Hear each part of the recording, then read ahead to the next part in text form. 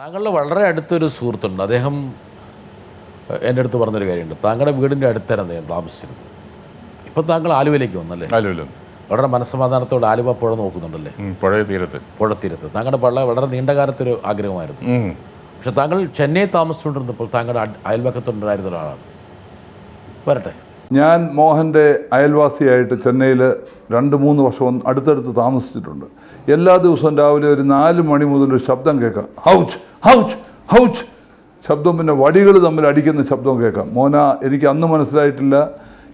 ഞങ്ങളോടൊന്ന് പറയണം, എന്താണ് ഈ ശബ്ദത്തിൻ്റെ കാരണം, ഉറവിടം എവിടെ നിന്നാണ്, എന്തിനു വേണ്ടിയാണ് ആ ശബ്ദം, എവിടെയോ നിങ്ങളുടെ ടെറസിൻ്റെ മേളിൽ നിന്ന് വരുന്നതായിട്ട് എനിക്ക് തോന്നിയിട്ടുണ്ട്. എന്തായിരുന്നു അതിൻ്റെ കാരണമെന്ന് ഞങ്ങളൊന്ന് കേട്ടോട്ടെ പറഞ്ഞാൽ. ക്യാപ്റ്റൻ അറിയാവുന്ന സംഗതിയാണ്. അതായത് ക്യാപ്റ്റൻ താമസിക്കുന്നത് എൻ്റെ അടുത്ത കോമ്പൗണ്ട് ഞാൻ താമസിക്കുന്നത്. രാവിലെ ഞാൻ ഈ കളരി അഭ്യാസിയാണ്. ഞാൻ എൻ്റെ അമ്മയുടെ വീട്, അമ്മയുടെ തറവാട് അഭ്യാസികളുടെ തറവാട്. എൻ്റെ അച്ചാച്ചനൊക്കെ വളരെ ഈ ആയുർവേദ ഡോക്ടേഴ്സാണ്. പ്രത്യേകിച്ച് ഈ കളരിയൊക്കെ ഉള്ള ഒരു തറവാടാണ്. അപ്പോൾ ചെറുപ്പത്തിൽ ഞാൻ ഈ കളരി അഭ്യസിച്ച് കൊടുക്കുന്നു. വാൾപ്പേറ്റ്, കമ്പ് ഫൈറ്റ് എല്ലാം ഉണ്ട്.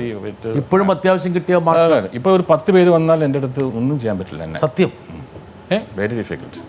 ഞാൻ ദേവനെ കൈകാര്യം ചെയ്യാന്ന് വിചാരിച്ചിരിക്കുകയായിരുന്നു. പിന്നെ പോക്കൂടെ വെടിവെച്ചാൽ ചാവും, അല്ലാതെ മറ്റുള്ള ഒരു രക്ഷയുണ്ടാവില്ല. വടിവാട് വാൾപ്പയറ്റ് വടികറക്കുന്നതിനൊന്നും രക്ഷയില്ല.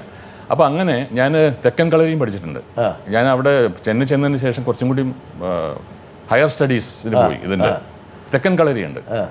അപ്പോൾ ഞാനും ആശാനും കൂടി രാവിലെ 4 മണിക്ക് വരും. അപ്പോൾ ടെറസിൻ്റെ മുകളിൽ ഈ ശബ്ദം കേൾക്കുന്ന അതാണ്, ഈ കമ്പ് ഫൈറ്റും മറ്റു അങ്ങനത്തെ.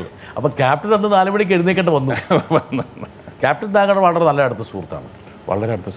വളരെ നല്ല ആളാണ്.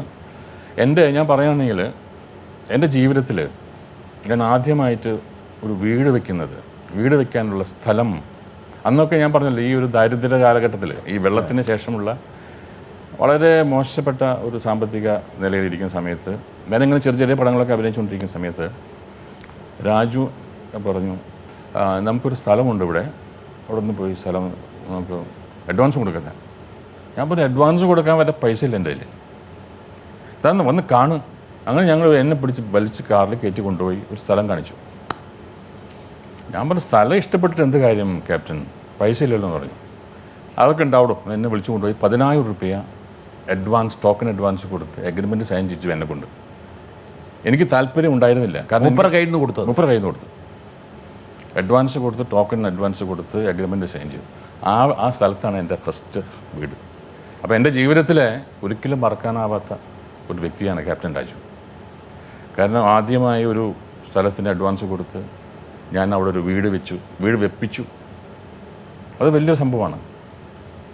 അത് ക്യാപ്റ്റൻ രാജുവാണ് അതിൻ്റെ ഒരു ദൈവദൂതനെ പോലെയാണ് ക്യാപ്റ്റൻ രാജു ഇവിടെ വന്നത്. തീർച്ചയായിട്ടും.